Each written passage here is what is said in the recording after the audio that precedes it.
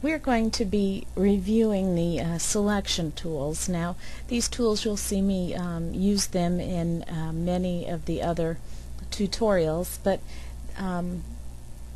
they are so important to many of the techniques that you will do that I want to go over and review these so that you can understand the basics of them and know where they are and what they are. They are in the toolbar together. There are 4 of them, and then they have subtools underneath them. In Photoshop Elements 3, the subtools are kind of in this area. In Photoshop Elements 6 and some of the other versions, the subtools are found by right-clicking. And you can see this one has 2 subtools, and you'll see an M at the end, and that indicates a keyboard shortcut. And so if I would click, and I want you to watch this area right here, if I click M on my keyboard, you'll see it toggle between the 2 subtools. This tool has 3 subtools, and you'll see its keyboard shortcut is L. And so let me get rid of my selection there. If you watch here, and if I hit L on the keyboard, you'll see it toggle between all 3 of those selections. The magic wand doesn't have any sub-tools, and you can see that if you just click W on your keyboard, it will bring that tool up. And this one has 2 sub-tools. We're going to first click on this rectangular marquee tool, and I want you to look at these options. These options in the toolbar at the top are in quite a few of the selection tools. You'll see them often, and it's important for us to learn what each of those do. If I highlight, come on, let's see, the first one is called a new selection. The second one is called Add to Selection. The third one is called Subtract from Selection, and the fourth one is called Intersect with Selection. And each of these do something different. I'm going to simply click down with my mouse, and you can see I can make any shape of a square or a rectangle with this rectangular marquee tool. However, if I want that to be a proportionate square, I can hold down on my Shift key and draw. And you can, I must not have held down right. There we go. And you can see that no matter which way I draw with my mouse, it's going to stay a proportionate square. Now there are several ways to get rid of these marching ants. First, you can hit Control D on your keyboard to deselect. In this first mode, and this only works in this first mode of new selection, if I just click right out on the desktop, it will also deselect. So I could draw it and then click out on the desktop, and it will go away if I'm in that mode. You can also go to the Select drop-down menu, and you'll see you can click there to deselect, and it also shows you the keyboard shortcut of Control D. The next mode is the Add to Selection, and so this will continue to add to the first selection each time you draw a new selection. And for instance, if I want to draw a snowman, let me see if I can maybe do this. I have a small circle for the head, but often the snowman, doesn't have 3 balls directly on top of it. Part of the bottom part of this circle often is cut off, and so with the Add to Selection selected, I'm going to draw another ball underneath it, and you can see what happens. Those two are added together to make a bigger selection. And then here's my third ball. I'm kind of making my snowman a little crooked. I would take more time if this weren't for the tutorial, but you can get an idea of how this Add to Selection works. Let's try looking at it with the rectangular selection tool, and I can draw another box here, and now you can see what the new selection looks like. I can even draw a third one over here, and now I have a very interesting shape. So that's what the Add to Selection does. You can actually get it to work, and it's a little tricky. You'll remember in the new selection, if I hold down my Shift key before I drag, it's going to make a square with keeping it what's the word, in perspective. But if I hold down the Shift key after I click down, you have to get this just right, it will add to that selection. It's kind of tricky to get that to work. You'll see a little plus sign is now added, is now on the cursor, and that's how you get that to work from the new selection area. This third one is a subtract from selection, and it's going to remove that area from the first selection. So I'm going to start out making a new selection, and then I'm going to activate the Subtract from Selection tool. And this is great if you just want to make a frame. It's not going to be exact. We can learn how to do that later, but if just for a quick frame and eyeballing it, you can then draw, and you'll see it subtracted the middle area, and now all of the area that is left is part of the selection and looks like a frame. You'll notice if you look at the cursor, it's got a little minus sign by it. That means we're in the subtraction mode. I will let's deselect this, and I'll show you a little another little trick. When we are in just the Add to New Selection mode, and I draw with the selection tool, just as we learned before, if I hold down my Shift key, you'll see that it turns to a plus sign, and so I can add to that selection.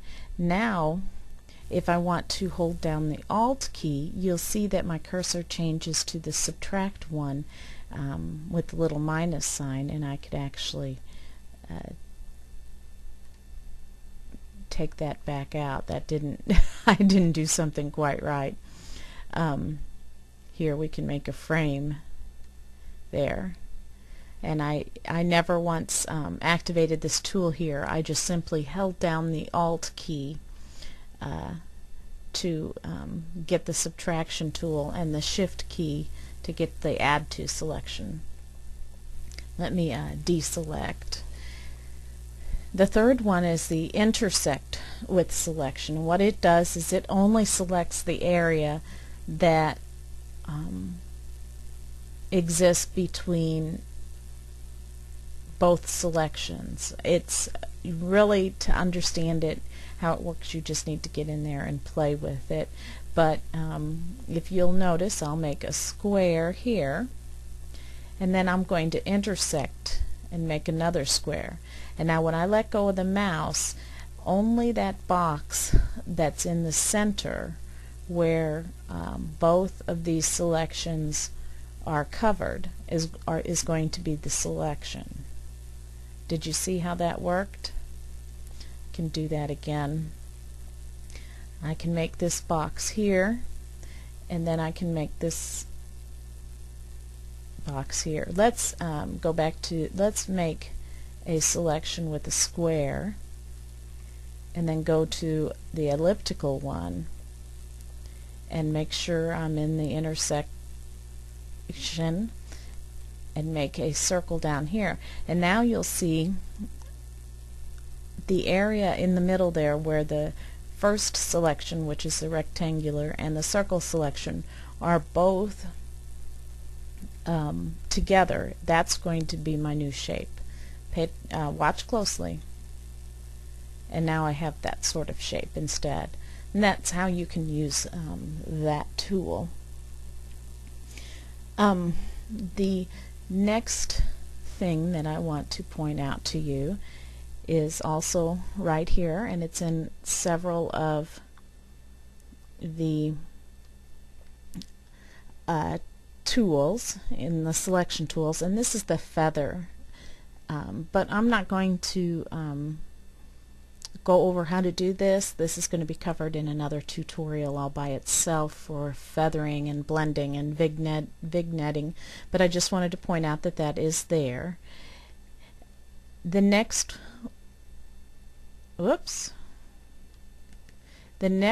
option in the toolbar is called an anti-alias. And most often you want this checked. You'll see that it is checked by default. What this does is keeps the edges smooth on your selections. If you take this off, it's going to make really hard edges, and will often make elements and things that you are creating jagged, especially if they're circular.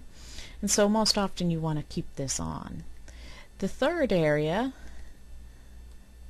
I want to show you, it's actually the fourth, I guess, is this area here. And there are three modes in this drop-down mode. The default one is normal, which is what we've been playing with. I'm going to go down to the fixed size, and you'll notice when I choose it, these boxes here become active. And this is useful if you know that you have a 4x6 photo, let's say, and you want to make a frame in that exact size. And so I can go in here and type my width as 6 inches and my height as 4 inches. Now when I'm going to go and redo that because I was in the circular mode, and I want to do this in rectangular mode, which is what our cameras take photos of. And now when I click down out here on my desktop, it works like a stamp, and I click once, and I have to zoom out so you can see, and it made a selection that was exactly 6 inches by 4 inches. And I'm going to create a new layer here, and if I wanted to, I could fill this in, and I would have an exact mat that was 4 by 6 inches for my photo to fill in. I'm going to go ahead and get rid of that and go back to the selection tool. Now I'm going to show you the fixed aspect ratio. When you click on it, it's going to keep a ratio between the width and the height. The default is set 1:1. When you hold down the Shift key to keep your square proportionate, this is the same effect. It keeps it proportionate. The width and the height are proportionate 1:1. Now watch when I change the height to 2. When I draw, for every pixel of width that I have, I'm going to have 2 pixels of height. And so basically what this means is the height is twice as long as the width exactly. And so that can often come in handy if you're wanting to be exact with sizes. And I'm going to divide this tutorial up into 2 parts. This one's almost 16 minutes long already, and so I'm going to stop for now, and I'm going to see you on the next tutorial, on the next video. We are going to continue with the selection tutorial, and we went over the first tool for the rectangular or the elliptical marquee tool, and many of the options at the top of that toolbar that are also applicable to other selection tools. Next, we are going to go over the Lasso tool and its 3 sub-tools. So I'm going to select the Lasso tool, and I've brought in during the break, while the other video was processing, 2 photos for us to work with these tools so that I can show you how that they work. You'll notice they also have these 4 options at the top, and they also have feathering and anti-alias, I can't say that word, tool options at the top. And the first lasso tool, which is just the general lasso tool, is like free-form drawing with your mouse, and so I can try to go around this flower and just free-form draw with it. And I don't like doing this very much because it's just hard to do. Maybe if you have a graphics tablet, this might be easier. So I don't use this tool a whole lot. As you can see, it's a little bit difficult to do, but I've made a part of a selection of the flower. If I go to the add to selection, I could pick up where I left off and continue. It's good if you're just doing something quick and fast like this, to get a general selection of an element, but not have it in too close. It's also great for using torn paper, making torn paper, which I will show you in another tutorial later. I'm going to deselect, and let's go to the magnetic lasso tool, and I'm going to show you how that works. The magnetic lasso tool will try to find the edges for you, and it will put down anchor points for you. And so let's just see how this works. I'm going to just take it and draw along the edge, just like I did with the regular lasso tool, only you can see that it is finding the edge of that for me and making this selection much nicer. Now I'm just going to not complete this and just finish off the selection. Oh, let's go back.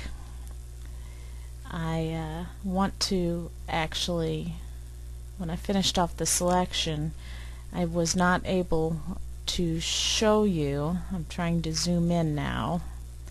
It won't let me zoom in. Let me I want to show you the anchor points.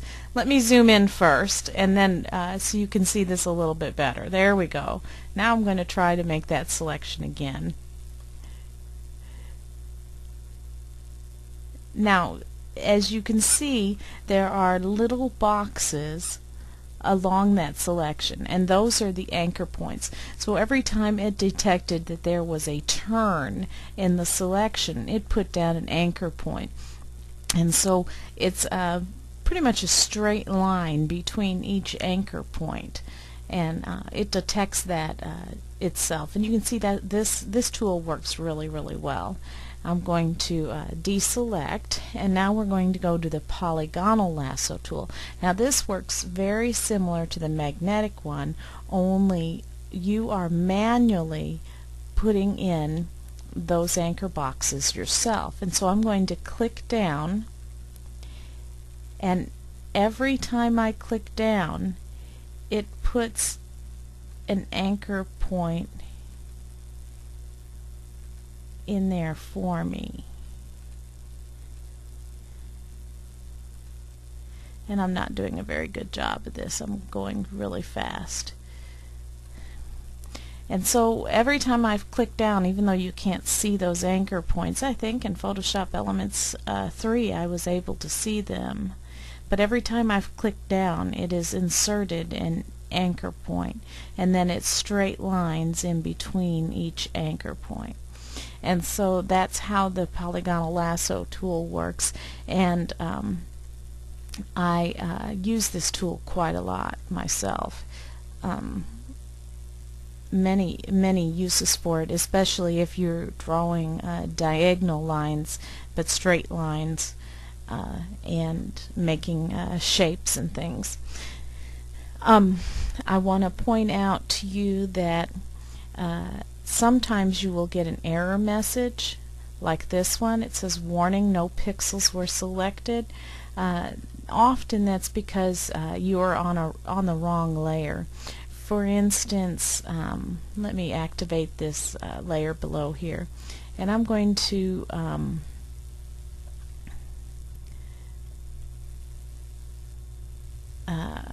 I'm not sure which way to move these. I'm actually going to put the flower one below this one. And but let's say I was on the wrong layer, and this layer is not visible, but I'm thinking that I'm drawing along on this flower layer. And so when I begin to draw with this tool, thinking that I'm on the flower layer, it's going to come up and say there are no pixels selected. That's because I'm on the wrong layer. Or if you are on this layer but you're out here in a transparent area and you try to draw, well, often it's you'll see now that I'm definitely off into a transparent area, and it came up with that. And often it's hard to get out of those situations when you get into them, and you just have to continue clicking until you get it all to go away and just start over. I'm going to go back a moment to the magnetic lasso tool, and you'll see when I have it activated there are some other options up here at the top.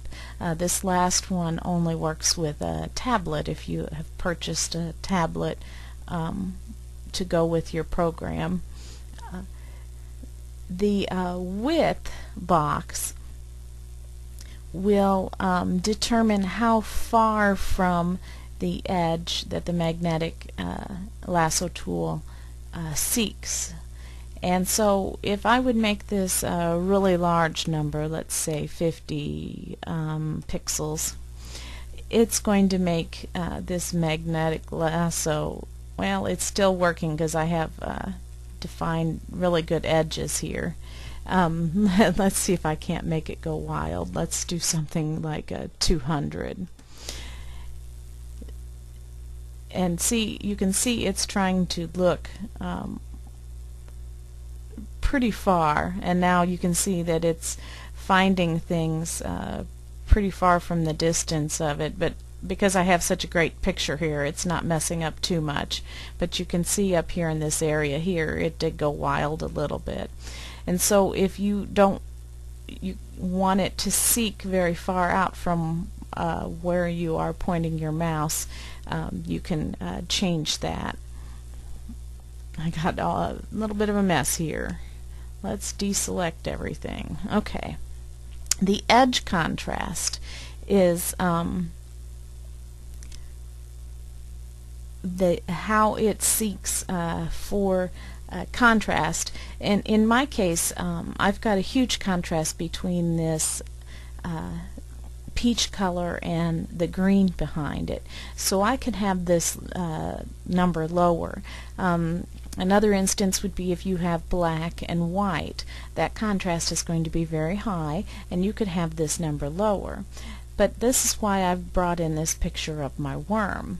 The contrast between the background and the worm is not very high, and you can see that it's trying to find things further out. It's picked up some of the stick and whatnot. And so sometimes when your edge contrast is harder to find, you can raise this up, and it will it's maybe telling me it's too high or something. Oh, it's a percentage. I was trying to type in pixels. And so I'm going to go back out here to my worm and do it again, and you'll notice that it is picking up the worm a lot better because I've raised that number up. So that's something to pay attention to. Now the frequency, I believe that is how far apart those little anchor boxes are going to be placed. It says there, set frequency at which points are added to the path. And so if I wanted to be a little bit more accurate and have those anchor points closer, I would make that number lower. Okay, I'm going to deselect and bring back up my flower, and we're going to move on to the magic wand tool. Now the magic wand tool, wherever you click is where whatever color, whatever pixel of color is underneath where you click, that is what it's going to add to the selection. And so if I click here, for instance, it has picked up every color of that shade of peach on my photo. I can zoom out a little bit. You can see it didn't pick up any of the green out here or any of the lighter shades of the peach. I will point out that contiguous is not checked. So when this is not checked, it will pick up every bit of that same color no matter where it is on this photo. I'm going to undo my selection and go ahead and click contiguous so that you can see the difference. Now when I click down, it's only going to pick up the that color that is that has pixels touching each other. It's not going to be over the entire layout. So you can see here it only picked up all those pixels that were touching each other in this flower, and the ones that had that same color over here, because they were not touching or were not continuous pixels, that's one way to look at it, it did not pick that up. And so that's an important box to learn how to utilize when using the magic wand tool. Of course, see here you're going to notice the add to selections, and you can also use your keyboard shortcuts just as before. And so if I want to add to this selection, I can, I'm on the add to selection, continue clicking the other shades of this peach, and it's going to keep adding to this selection and making it larger and larger. There's so many shades of peach here that it's going to take me a while, but you can see I'm managing to get most of this tulip by just continuing to add to this selection. And you can subtract to the selection. Let's say I've accidentally clicked on the green out here. I can go to the subtract. I could hit the undo button, but if I'm several steps beyond that before I notice some small thing I've selected, I can go to the subtract button and get rid of all of that again. So that's kind of how the magic wand tool works. The tolerance, I want to go over that, is how far it seeks for a variance of that color. So I'm going to deselect, and let's make this tolerance really high, because I want it to find many of the shades of this peach. And so you'll see now, if I click down on this same area of the flower as I did in the beginning, it's going to pick up more of the selection, because it's seeking for more of the variances of that same color, that same pixel of color. If I raise it up even more and click, you'll see that's really too high, because it even picked up some out here in the grassy area. And so that is how you can use the tolerance. I'm going to actually reset this tool back to its defaults, and we're going to deselect. We went over contiguous already. This all layers, if you check it, if I had several photos with the same flower that I was trying to select out on my paper, it's going to find that color in every layer that I have here in my layers palette. And so if some funny things are happening to you, you might want to look for that and take that off. The last tool is the selection brush tool, and in Photoshop Element 6 they've added this quick selection tool, which is really fun. You can see how it will work. It has quickly selected that entire flower and done a really nice job with it. But all versions of Photoshop Elements have this basic brush tool, and this is actually a brush tool, and you can go up here to your drop down menu and choose various brushes to use. If you're trying to select something and you want the edges to be very sharp, you're going to want to choose a hard brush such as this. There are some instances where you might want to use a softer brush to select. And just like all brushes, you can use your bracket keys to make this larger or smaller. And now this brush is not actually a good one to use. It's spaced out far, as in dots, and so I'm choosing a new brush. And so you can simply then click down with your mouse, and wherever you draw, it's going to make that selection. And so you can see I can quickly draw and make a selection of the flower. However,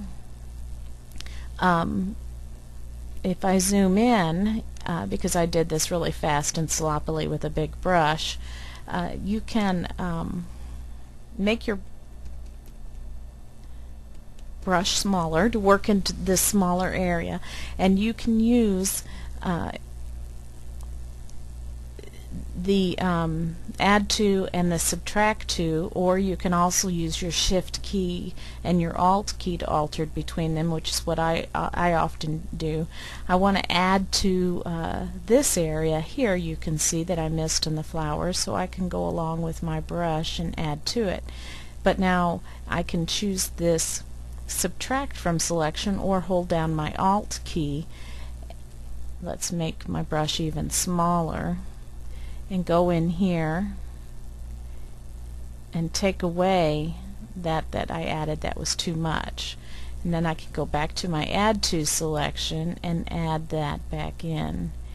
In the extraction tutorials that I use later, we can use this, and quite a few of the other tutorials you'll see me using this to select areas, and this is something that is used quite often. And so if you have any questions about any of these, please do ask. They are, I'm noticing here, this is the brush size. Oh, you can also use this as a mask to create a mask instead of just the brush. If you use the mask mode, it puts this red over the area so that you can easily see what has been selected and what has not been selected. And I don't use this very often, but it is a useful tool. If you find it helpful, you'll see when I subtract from this selection here where I got too far into the grassy area, that it will add that red mask back into it. And you can actually go here, and if that, since that red mask coordinates with my flower too well, I can change it to something like purple, and that is a helpful tool to help you see where that mask is if you don't like, or where the selection is if you do not like viewing it with those little marching ants. And it will hold that selection. You can go back to it in this mode too. This is just a helpful mode to allow you to see where that selection is and where it isn't. And if the overlay, if it is too difficult to see where the mask is, you can make it more solid with 100%, meaning there you can't see through it at all, or you can even lower it some wherever. This actually here to me might be most helpful, having it all the way up. This is very much like using Grant's Tools layer masks. And so I'm actually going to put my tool back, reset it to its defaults that I like to use. So if you have any questions, please do ask in the forums, and I'll do my best to try to answer them. But I hope you just get right in there and you just play with these tools. Grab a photo like I did and play with them. That's the best way to learn how to use them. The more you use them and play with them, the more familiar you will be with them, and the better you will know how to use them. So I wish you many happy, playful times with your new program.